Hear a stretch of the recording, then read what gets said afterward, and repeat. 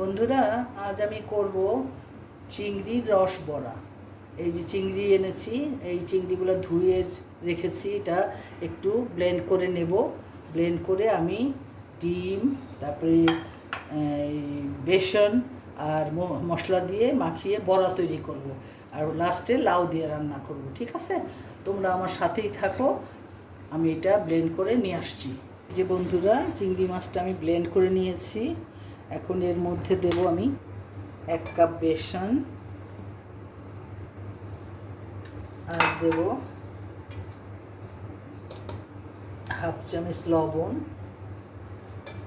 না, আমার মনে হয় 1 চামচই লাগবে। 1 চামচ লবণ দিলাম। আর দিব চিলি ফ্লেক্স 1 চামচ। আর দেব চাট মশলা 1 চামচ। আর দেব কর্নফ্লাওয়ার 2 চামচ। একটু মচমচে করে ভাজবো, এই জন্য 2 চামচ কর্নফ্লাওয়ার দেব। আর দেব আমি এখানে আদা রসুন পেস্ট 1 চামচ। আর দেব সামান্য হলুদ, হাফ চামচ মরিচ, হাফ চামচ ধনিয়া দিয়ে আমি এটা সুন্দর করে মেখে নেব। মশলা ধোয়া পানিটা দিয়ে মাখাবো আস্তে আস্তে করে।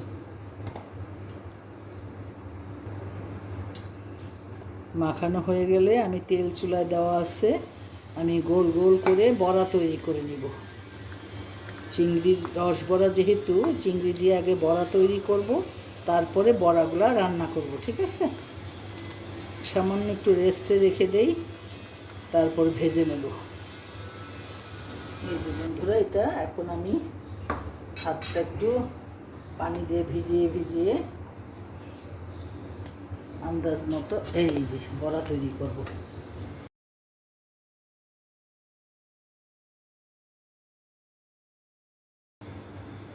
এই যে আমার হয়ে গেছে চিংড়ির বড়াগুলো।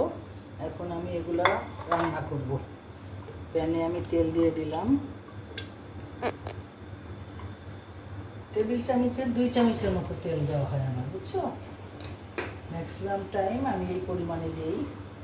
তারপরে দিয়ে দিলাম একটা তেজপাতা ছিঁড়ে, দিয়ে দিলাম পেঁয়াজ কুচি,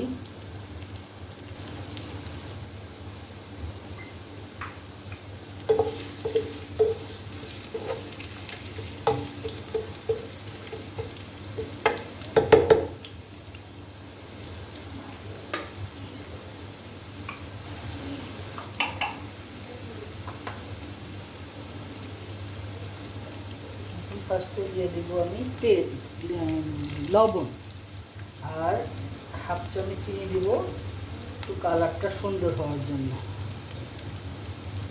আদা রসুন পেস্ট, আর একটু আছে একটু দিয়ে দিলাম।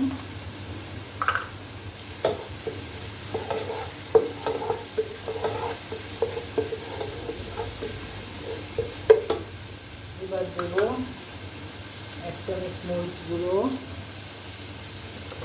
ধনিয়া গুঁড়ো হাফ চামচ, হলুদ গুঁড়ো হাফ চামচ,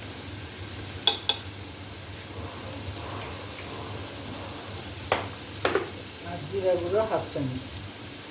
ব্যাস, একটু পানি দিয়ে দিচ্ছি মশলা ধোয়া পাটিটা দিয়ে।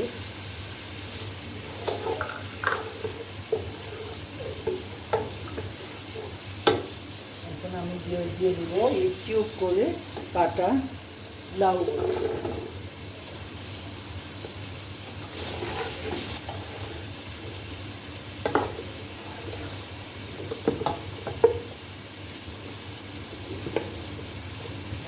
ঢেকে দিব, লাউগুলো একটু মজলে তারপরে আমি পানি দেব।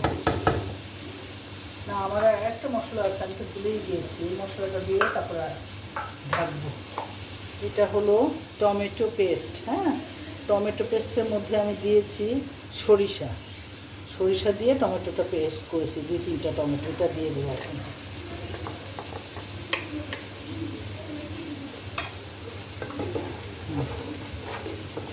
এখন আমি ঢেকে দেব জাস্ট মশলাটাও কষানো হবে, লাউটাও কষানো হয়ে যাবে। তারপরে টেস্ট দেখে পানি দেব।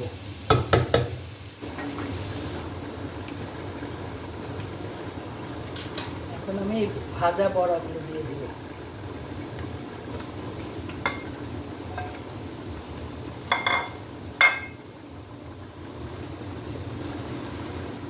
এবার অল্প একটু শাক বাটা আছে আমার, শাক বাটাটা দিয়ে চুলা বন্ধ করে দিব।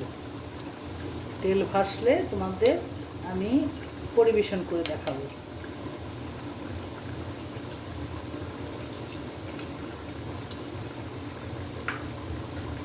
ঢেকে দিচ্ছি, তেলটা ভাসলে আমি তোমাদের পরিবেশন করে দেখাচ্ছি, ঠিক আছে? এই যে বন্ধুরা, হয়ে গেল আমার চিংড়ির রসবড়া। তোমরা একবার করে খেয়ে দেখো, অনেক মজার একটা আইটেম।